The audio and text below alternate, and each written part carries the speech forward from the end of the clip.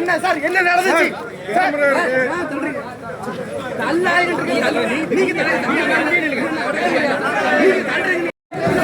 Sir? என்ன செஞ்சாங்க? ஏதோ நடந்தது சார்.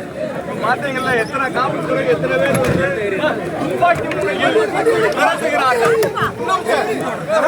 நீங்க ஏன் பேசுறீங்க சார்? அதுதான் சொல்லணும். ஏனென்றால் இதுவரைக்கும் நம்ம இந்த மாதிரி ஒரு நிலைமையை வந்து பார்த்ததில்லை. ஏதாவது பேசினானா வழக்கு தொடுக்கப்படும், பின்பு விசாரணை நடக்கும், அந்த கேஸ் நடக்கும் நிலைதான்.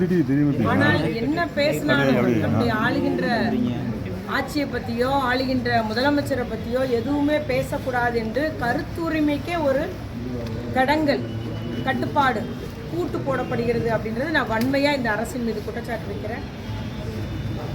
அதே போல தான் பத்திரிகையாளர் நிலைமையும். இன்றைக்கே உங்களுக்கெல்லாம் எவ்வளோ ஒரு உங்கள் மேலே எந்த ஒரு மரியாதை காட்டப்பட்டது என்பதை நாங்கள் எல்லாம் எல்லா வீடியோலையும் பார்த்தோம். பத்திரிகையாளர்களுக்கும் ஜனநாயகத்தின் 4வது தூணாய பத்திரிகைக்கும் அதே நிலையை தான் இந்த அரசு அதே நடவடிக்கை எடுக்கிறது.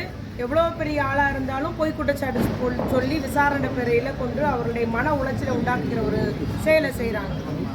உதாரணமாக இன்றைக்கி எங்களை வந்து அரெஸ்ட் பண்ணி வச்சாங்க. நாங்கள் கிட்டத்தட்ட ஒரு 30 லேடிஸ் இருந்தோம், 32 லேடிஸ் இருந்தோம். 32 லேடிஸை எப்போ ரிலீஸ் பண்ணுறாங்கன்னா 9:20க்கு ரிலீஸ் பண்ணுறாங்க. 6 மணிக்கு மேலே நம்ம பெண்களை எங்கேயுமே கைது பண்ணியோ ஒரு இடத்துலையே வைக்கக்கூடாது. 9:20க்கு ரிலீஸ் பண்ணுறாங்க.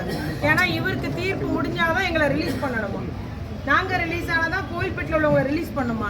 எவ்வளோ ஒரு அடக்குமுறை என்பதை பொதுமக்கள் நீங்கள் பாருங்கள். காணாத கண்டவன் அவுப்பானா முனிவானான்னு ஒரு பழமொழி உண்டு.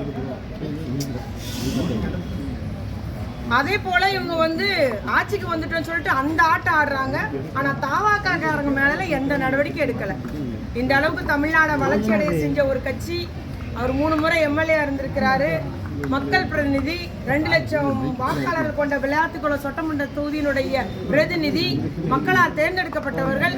எதுக்குமே மரியாதை இல்லை. ஜனநாயகம் இன்னைக்கு காலில் போட்டு பூசுகாலால் மிதிக்கிறது இந்த தாவாக்க அரசு.